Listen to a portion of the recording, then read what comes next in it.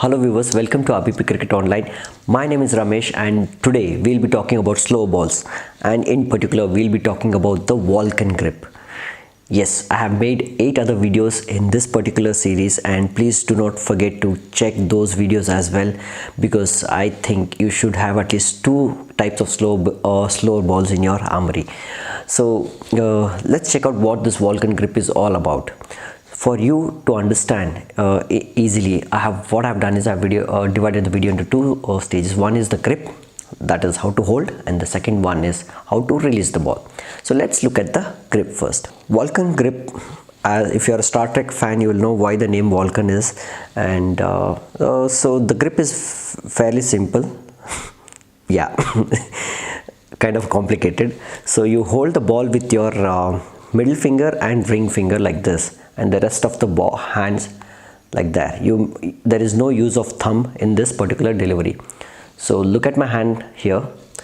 There's your ring finger, there's your middle finger, and there's your little finger here and your index finger here. So we don't need the thumb here. So that's how you hold a ball for bowling a Vulcan grip. Now let's look at the release. Release is fairly simple. Yeah, a little bit different. So I know you will get it because fast bowlers should get it.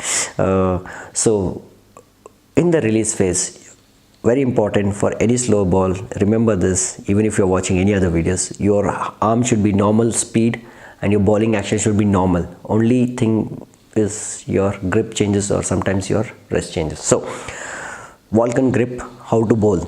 So you know how to hold the ball. Now how to release. So when you're releasing, just release slightly like this. When you're releasing the ball, slightly, don't release it straight, just release slightly like this, and that will take off few kilometers away from the ball, and it'll slightly deviate also.